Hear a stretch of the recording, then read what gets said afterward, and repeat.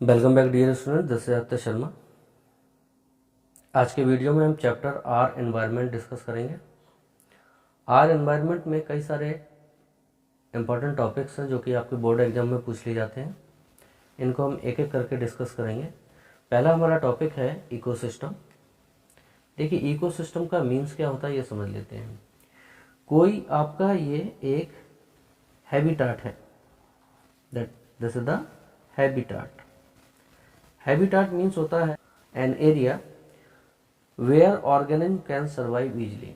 मतलब कोई ऑर्गेनिज्म या बहुत सारे ऑर्गेनिज्म इस जगह पर रहते हैं। क्लियर है? ये जो आपके ऑर्गेनिज्म हैं जो इस पर्टिकुलर एरिया में रहते हैं, that is called the habitat. यही इनका हैबिटाट कहलाता है। क्लियर हुआ? तो इकोसिस्टम मीन्स क्या होता है? एक जो आपका नेचुरल हैबिटाट है जहाँ पर कई सारे ऑर्गेनिज्म हैं, तो ऑर्गेनिज्म में लाइफ होती है। इन ऑर्गेनिज्म को हम कहते हैं बायोटिक कंपोनेंट्स। बायोटिक कंपोनेंट्स जो कि आपके लिविंग मैटर होते हैं या लिविंग ऑर्गेनिज्म होते हैं। क्लियर है? अब देखिए, इनको सरवाइव करने के लिए बहुत सारे अबायोटिक कंपोनेंट्स की ज़रूरत होती है। ठीक है ना? जैसे सनलाइट की ज़रूरत होगी, इनको वाटर की ज़रूरत होगी, प्लांट को फूड प्रिपेयर करने के लिए मिनरल्स की भी ज़रूरत होगी, ह्यूमिडिटी की आपकी ज़रूरत होगी, एक पर्टिकुलर और ऑप्टिमम टेम्परेचर की ज़रूरत होगी। क्लियर है कि नहीं? तो ये जो बायोटिक कंपोनेंट्स हैं या ऑर्गेनिज्म हैं, एक पर्टिकुलर एरिया में इसलिए सरवाइव कर रहे हैं क्योंकि यहाँ पर उनके अकॉर्डिंगली जो एनवायरमेंटल कंडीशन है वो सुटेबल है या उनके फेवरेबल है। उनको खाने के लिए उनको खाना मिल रहा है, पीने के लिए पानी मिल रहा है, उनको एक ऑप्टिमम टेम्परेचर मिल रहा है, ह्यूमिडिटी मिल रही है। मतलब इनके चारों तरफ जो एटमॉस्फेरिक कंडीशन है वो उनके फेवरेबल है, इसलिए वो इस जगह पर रह रहे हैं, इससे निकल कर बाहर नहीं जा रहे हैं। क्लियर है? तो ऐसा एरिया जहाँ पर बायोटिक कंपोनेंट्स इजीली सर्वाइव करते हैं, that is called the habitat. अब देखिए, हैबिटाट में क्या हुआ? हैबिटाट में जो बायोटिक कंपोनेंट्स हैं they are depend on the abiotic components. अभी मैंने बताया था आपका अबायोटिक कंपोनेंट्स मतलब आपके non living matters. These are the non living matters. मैंने बताया कि किसी भी ऑर्गेनिज्म को सर्वाइव करने के लिए सुटेबल आपके एनवायरमेंटल जो कंपोनेंट्स हैं या एनवायरमेंटल जो आपके फैक्टर्स हैं उनकी नीड होती है। क्लियर है? वो चाहे उनको रहने के लिए हो, पानी पीने के लिए हो, खाना खाने के लिए हो, या उनके रहने के लिए टेम्परेचर हो या ह्यूमिडिटी हो, ये सभी चीज़ें उनके लिए क्या होती हैं? एक ऑप्टिमल या फिर इनके सर्वाइवल के लिए डिजायरेबल कंडीशन चाहिए होती हैं, और जो जिस जगह पर पाई जाती हैं वो ये आपका नेचुरल हैबिटाट कहलाता है। अब देखा हमने कि जब हम किसी नेचुरल हैबिटाट की बात करते हैं तो यहाँ पर दो कंपोनेंट हमें मिलते हैं, बायोटिक कंपोनेंट और अबायोटिक कंपोनेंट। क्लियर है? तो हम क्या कह सकते हैं? अब बायोटिक, अब यहाँ पर बहुत सारे ऑर्गेनिज्म सर्वाइव कर रहे हैं। ठीक है? तो जब बहुत सारी नंबर ऑफ पॉपुलेशन किसी एरिया में सर्वाइव करती है, that is called the community. तो ये क्या हो जाएगी? बायोटिक जो भी आपकी कम्युनिटी है और उसके चारों तरफ का अबायोटिक एनवायरनमेंट, ये दोनों एक साथ मिलकर क्या बनाते हैं? They form the ecosystem. यही इकोसिस्टम बनाते हैं। क्लियर हुआ? इकोसिस्टम मीन्स क्या हुआ? बायोटिक कम्युनिटी मतलब बहुत सारे आपके living organism and its abiotic environment together form an environment. तो क्या लिख सकते हैं बेटा? आ बायोटिक कम्युनिटी, जितने भी आपके ऑर्गेनिज्म सर्वाइव कर रहे हैं इस जगह पर वो बायोटिक कम्युनिटी में आ गए, and its abiotic environment together, दोनों को एक साथ कर दिया तो क्या कहलाएगा बेटा? Together form an ecosystem. इसी को आप इकोसिस्टम कहते हैं। क्लियर हुआ बेटा? अब देखिए, इकोसिस्टम टर्म को दिया किसने था? The term of ecosystem was coined by, ये साइंटिस्ट का नेम याद रखिएगा, A.G. टेंसले। टेंसले इन, अगर यह पूछे, 1935। तो A.G. टेंसले ने सबसे पहले इकोसिस्टम टर्म को पॉइंट किया था या दिया था। क्लियर है यहाँ तक बेटा। अब इकोसिस्टम की स्टडी साइंस की जिस ब्रांच में करते हैं that is called the ecology. अब हम पढ़ते हैं बेटा इकोलॉजी। इकोलॉजी क्या है बेटा? It is the study of organisms, मतलब बायोटिक कम्युनिटी। क्या आ जाएगा? Organisms and how they interact with the environmental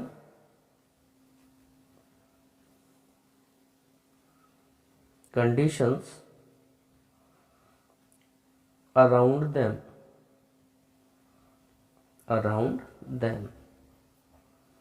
clear हुआ बेटा? तो इकोलॉजी क्या है? इकोलॉजी साइंस की वो ब्रांच होती है जिसमें हम स्टडी करते हैं कि ऑर्गेनिज्म की स्टडी करेंगे और ये ऑर्गेनिज्म अपने चारों तरफ का जो एनवायरमेंटल कंडीशन है उनसे कैसे इंटरेक्ट होते हैं। क्लियर है? इसकी स्टडी को ही हम इकोलॉजी कहते हैं। क्लियर बेटा?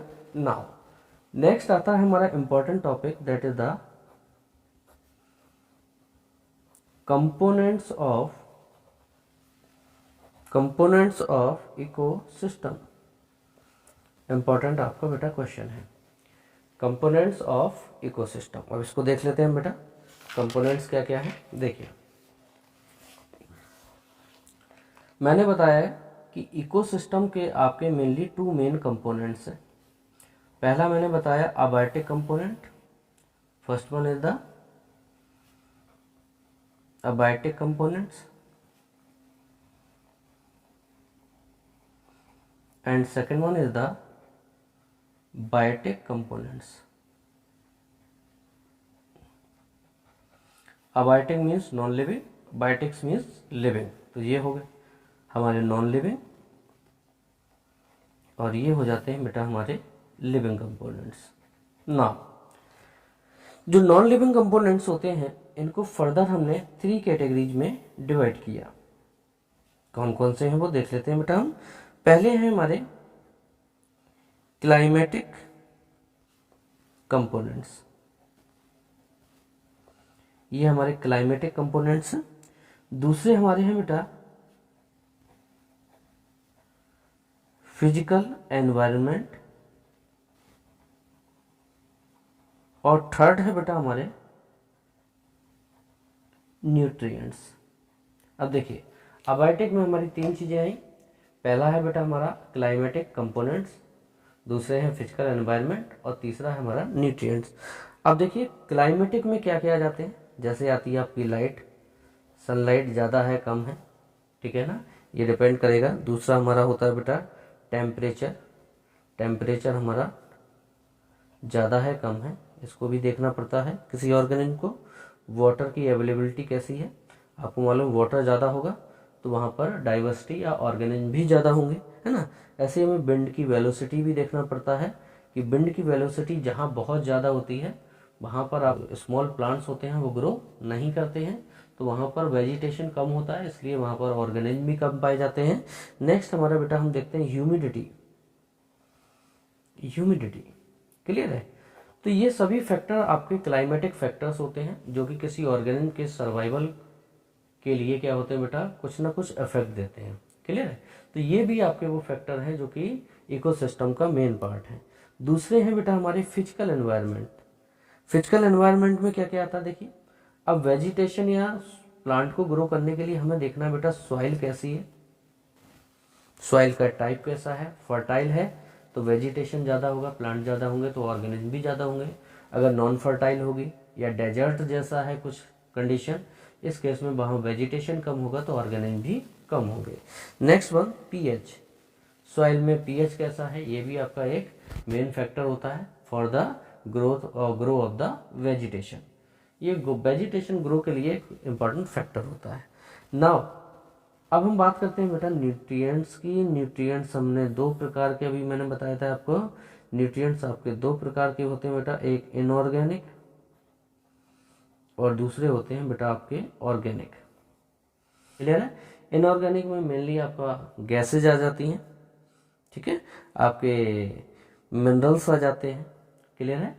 ये आपके इनऑर्गेनिक में होते हैं। जैसे आपको प्लांट को ग्रो करने के लिए नाइट्रोजन चाहिए, नाइट्रोजन चाहिए में, सल्फर चाहिए, सल्फर चाहिए, फॉस्फोरस चाहिए। क्लियर है। ये सभी क्या कहलाते हैं बेटा आपके, दीज आर द मिनरल्स, इनको हम मिनरल्स कहते हैं। ये प्लांट और एनिमल दोनों को ही रिक्वायर्ड होते हैं। जबकि ऑर्गेनिक में ये आपस में मिलकर कुछ कॉम्प्लेक्स फॉर्म बनाते हैं जिनको हम ऑर्गेनिक कंपाउंड कहते हैं। जैसे हमारा प्रोटीन, जैसे हमारा बेटा फैट, जैसे हमारा carbohydrate, these are the organic nutrients. तो ये हो जाते हैं बेटा कंपोनेंट्स हमारे अबायोटिक कंपोनेंट्स। अब हम बात करते हैं बेटा बायोटिक कंपोनेंट्स की।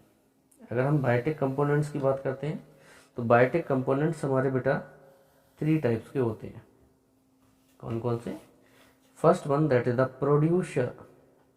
प्रोड्यूसर मीन्स होते हैं प्रोड्यूस करने वाले। ऐसे सभी ऑर्गेनिज्म जो फूड प्रोड्यूस करते हैं, क्योंकि देखिए किसी भी ऑर्गेनिज्म की सर्वाइव के लिए एनर्जी की नीड होती है, और एनर्जी हमें किससे मिलती है? फूड से मिलती है। और इस अर्थ पर जो एग्जिस्टेंस ऑफ लाइफ है डिफरेंट ऑर्गेनिज्म की, वो केवल हमारे प्लांट्स की वजह से होती है। क्योंकि प्लांट सनलाइट को ट्रैप करके और इन मिनरल्स का यूज करके फोटोसिंथेसिस करते हैं, उससे फूड प्रिपेयर करते हैं। ये फूड प्लांट से हर्बीवोर्स में आता है, हर्बीवोर्स से कार्निवोर्स में आता है, कार्निवोर्स से आपके सेकेंडरी कार्निवोर्स या सेकेंडरी आपके कंज्यूमर में आएगा, फिर उससे नेक्स्ट लेवल पर पहुंचेगा, फिर नेक्स्ट लेवल पर पहुंचेगा, है ना। तो आप देख रहे हैं जो लाइफ सर्वाइव कर रही है वो केवल प्लांट्स की वजह से कर रही है। हम लोग डायरेक्टली और इनडायरेक्टली फूड के लिए या एनर्जी के लिए प्लांट पर ही डिपेंड करते हैं। क्लियर हुआ कि नहीं हुआ? तो पहला हमारा मिलता है बेटा बायोटिक में प्रोड्यूसर। प्रोड्यूसर में ये क्या करेंगे बेटा? Prepare their own food. ये अपने फूड को सेल्फ प्रिपेयर कर लेते हैं। और सेल्फ प्रिपेयर करने वाले केवल आपके क्या हैं बेटा? ग्रीन प्लांट्स हैं, जो फोटोसिंथेसिस करेंगे और खाने को बना के स्टोर करेंगे in the form of starch. और ये स्टार्च नेक्स्ट आपके ऑर्गेनिज्म या एनिमल्स में पहुंचने के बाद क्या करेगा बेटा? आपकी लाइफ को सर्वाइव करने में हेल्प करेगा। तो प्रोड्यूसर का काम हो गया फूड बनाना। अब दूसरे होते हैं जो इन प्रोड्यूसर के द्वारा बनाए गए फूड पर डिपेंड होते हैं। इनको हम कहते हैं बेटा कंज्यूमर्स। नाम ही है कंज्यूम करने वाले, है ना। तो इनके द्वारा जो भी फूड का हमारा प्रिपरेशन किया है, इन्होंने स्टार्च बनाया है, ये एज अ फूड इसको क्या करते हैं बेटा? ऑब्टेन करते हैं। क्लियर। और ये जो आपके कंज्यूमर्स हैं, ये आपके क्या हैं? पहले तो प्राइमरी कंज्यूमर्स हैं। प्राइमरी कंज्यूमर्स, प्राइमरी कंज्यूमर्स का मीन्स हुआ बेटा ऐसे जो सीधे सीधे प्लांट खाते हैं। तो आप कह सकते हैं बेटा ये क्या है? हर्बीवोर्स। ये क्या है? हर्बीवोर्स। इनको खाएगा आपका कार्निवोर, उनको हम कहते हैं बेटा सेकेंडरी कंज्यूमर। सेकेंडरी कंज्यूमर, ठीक है ना। ये होते हैं बेटा आपके कार्निवोर्स। अब इन कंज्यूमर्स को दूसरे कंज्यूमर खा सकते हैं, इनको हम कहेंगे बेटा टर्सरी कंज्यूमर्स। क्लियर है। और इन टर्सरी को अगर और कोई खाता है that is the tetra consumer. Clear हुआ। तो ये कंज्यूमर ही एक दूसरे को खा रहे हैं, लेकिन सब एक दूसरे को खा रहे हैं, इसलिए इनको कंज्यूमर कहा। अब देखिए थर्ड जो हमारा ग्रुप है बायोटिक कंपोनेंट का, बहुत इंपॉर्टेंट ग्रुप है, इसको हम कहते हैं बेटा डीकंपोजर।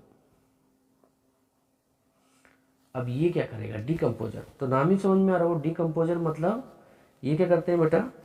ये आपके डीकंपोज करते हैं। डीकंपोज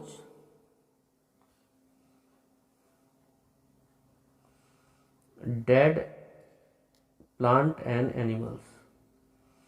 अब देखिए जितने भी एनिमल्स आपके डेड हो जाते हैं या प्लांट्स आपके डेड हो जाते हैं, तो ये क्या करते हैं? उनकी बॉडी को डिकम्पोज करते हैं, ब्रेक डाउन करते हैं, मतलब इनके कॉम्प्लेक्स फॉर्म को सिंपलेक्स फॉर्म में चेंज करते हैं।